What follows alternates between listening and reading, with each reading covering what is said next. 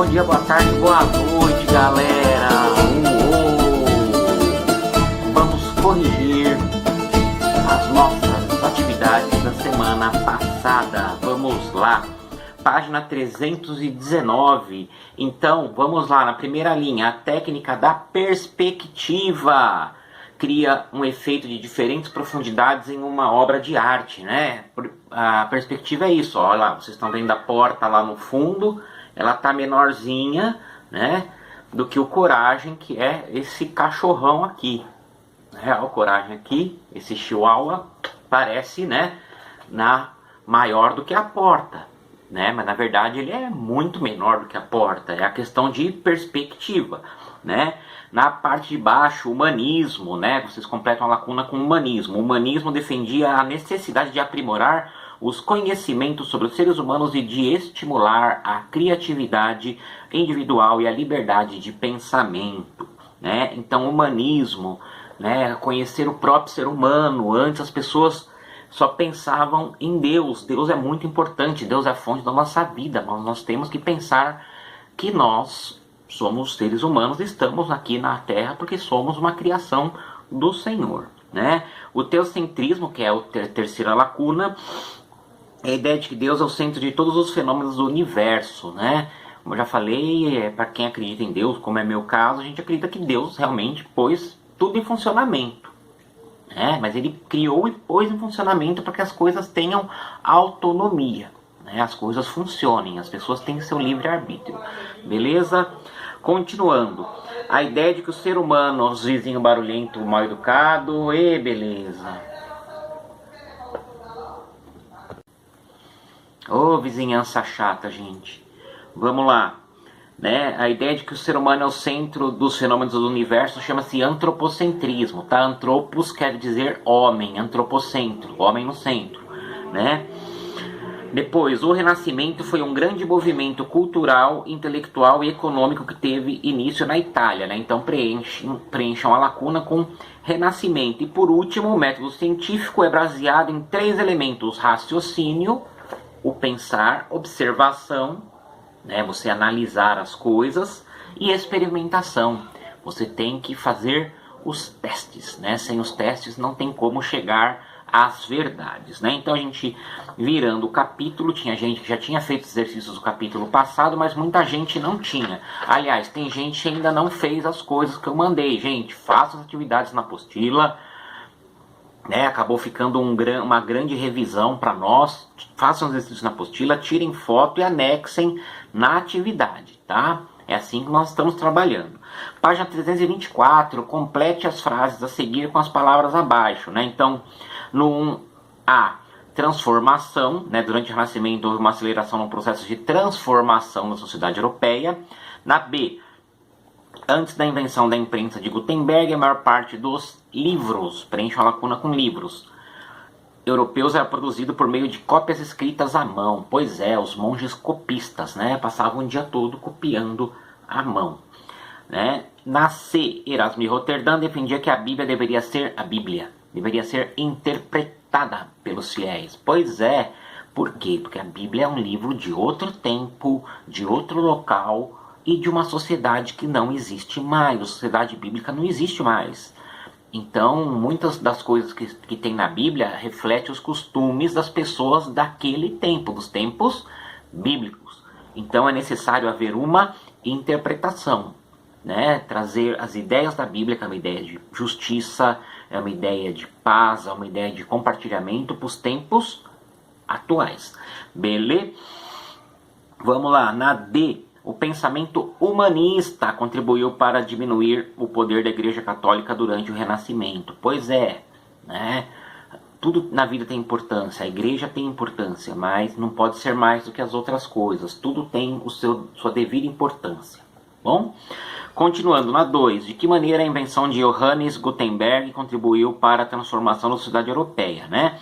Com a criação, então, da prensa do Gutenberg, né? A produção de livros se tornou mais rápida e o conhecimento se espalhou, né? Aumentou a circulação dos livros, né? Se difundiu o conhecimento. Na 3, como a valorização do indivíduo disseminado durante o Renascimento contribuiu para que o papel da igreja fosse repensado, né? Então a valorização do indivíduo contribuiu para que houvesse uma preponderância da fé individual. É você e Deus, não é a pressão da sociedade para que você tenha um relacionamento com Deus. Não, o relacionamento com Deus quem estabelece é você, tá? E a Bíblia interpretada pelos próprios fiéis, né, é uma das consequências dos valores do humanismo, tá? 4. Quais foram as principais críticas feitas à Igreja Católica durante o Renascimento? Entre as principais críticas feitas à Igreja Católica durante o Renascimento, podemos citar, né, o afastamento, né? Então a Igreja se afastou dos princípios de Cristo, que é a humildade, a caridade, a fraternidade, a justiça, né? A Igreja só se preocupava com o luxo, com a riqueza, com a vaidade, né? Valores totalmente avessos aos de Cristo. Quando Cristo viu pessoas fazendo comércio na porta do templo, ele perdeu a cabeça e chutou as mesas, virou as mesas dos vendilhões do templo. Né? Jesus, que é todo paz, toda mansidão, teve aquele seu momento de furor. Por quê? Porque ele viu a casa de Deus sendo transformada num comércio. Né? Então essa foi uma das críticas feitas pela igreja. Estão fugindo da justiça, da paz e do compartilhamento, que é a marca que Cristo deixou para nós. Amém? Continuando. 328, né? Das afirmações abaixo, a B e C, só a B é correta, né? Na A, Reforma Protestante não tem nada a ver com religião islâmica. E na C, a Igreja Luterana não tem nada a ver com Henrique VIII, a Igreja Anglicana de Henrique VIII. Então a correta, né, é a B. As reformas religiosas ocorridas na Europa durante o século XVI deram origem a novas religiões cristãs. Né? Novas religiões cristãs. Né? Então vamos lá. Na 2, é para vocês ligarem. Né? Luteranismo da coluna da esquerda se liga ao último retângulo da coluna da direita. Né? O fundador dessa religião defendia que os fiéis deveriam ter acesso direto à Bíblia. Por esse motivo traduziu essa obra para o idioma da região onde vivia. O segundo item é calvinismo, que é o primeiro retângulo da direita. Essa religião tem como principal característica a crença na predestinação. E do lado esquerdo, a terceira, anglicanismo. Essa religião foi criada como uma política do Estado inglês, em decorrência da limitação do poder da Igreja Católica no país. Tá? Então, para que a Igreja Católica não fosse tão poderosa na Inglaterra, o Henrique VIII separou a Inglaterra da Igreja Católica. Os ingleses passaram a seguir a Igreja Anglicana, que tem muitas semelhanças com a Igreja Católica, mas também estabeleceu diferenças, tá certo? Na 3, que foram as revoltas camponesas, né? Foi um movimento de contestação social que aconteceu na região onde hoje é a Alemanha, né? Como a mensagem de Cristo, preconizada pelo Martinho Lutero, fala de justiça social, os camponeses achavam que o luteranismo propunha revolução, quando na verdade não era nada disso, né? O Lutero estava mais preocupado com a fé e não queria contestar o poder, né? Então os camponeses que protestaram contra o poder da nobreza se deram mal, né? Vários foram presos e enforcados, entre eles o líder Thomas Müntzer, né? Vamos lá, na 334 tem um texto aqui, eu vou dar uma lida. Maquiavel, Galileu, Kepler, Descartes, Voltaire, Victor Hugo, Jean-Paul Sartre, o que pensadores, cientistas e escritores de épocas tão diferentes têm em comum? Esses são apenas alguns dos autores incluídos no Index Librorum Prohibitorum da Igreja Católica, a maior e mais influente lista de livros proibidos da história. Pois é. O índice vigorou por mais de 400 anos, entre 1559 e 1966. Baniu títulos imorais e principalmente contrários aos pontos de vista da doutrina cristã. Até o século XVIII, quando o índice já perdia influência, leitores que ousassem possuir as obras vetadas corriam o risco de ser julgados pelos tribunais da Inquisição como hereges.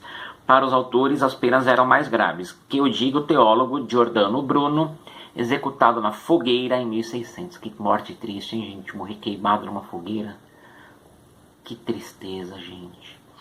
Vamos lá, na cidade que meu pai nasceu lá em Portugal, até meados de 1700 e pouco, quase 1800, ainda se queimavam pessoas vivas, acusadas de praticarem o judaísmo em segredo. Pois é, que triste essa Inquisição, né? A pessoa não poderia ser diferente, que seria queimada na fogueira. Que Deus não permita nunca mais esses absurdos. Isso não tem nada a ver com Deus. Deus é amor, Deus não é ódio. Vamos lá? Qual o tema principal do texto? É o index, né? O index ficou conhecido, que é a lista dos livros proibidos pela igreja. Em que período o Index Librorum Prohibitorum vigorou, né? Até 1966, pouco tempo. Em 1966 meu pai e minha mãe já eram nascidos. Meu pai já era um jovenzinho, minha mãe era uma pré-adolescente, né?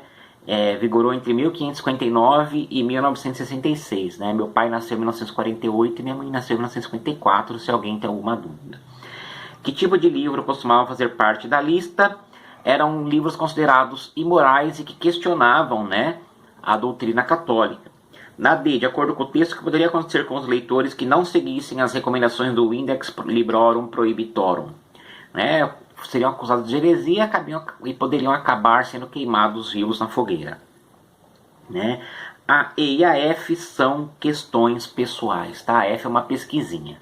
Bom, gente, então vamos lá. Vou pegar um lapisinho aqui para anotar a liçãozinha da semana que vem. Então vamos lá, página 335, 338,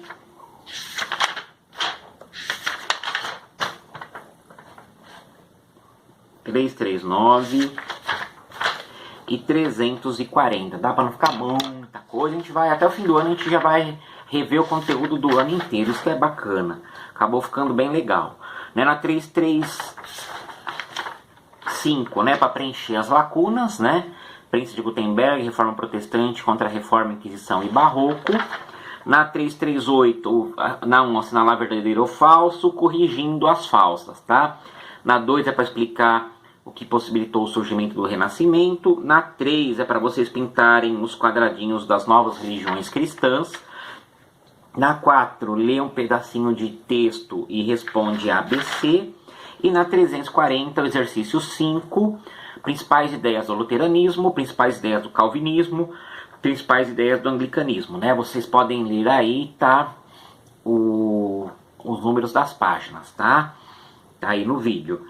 E no 6 é para vocês completarem as lacunas com essas frases, essas palavras que estão aqui, né? Teocentrismo, observação, anglicana, hereges e Leonardo da Vinci.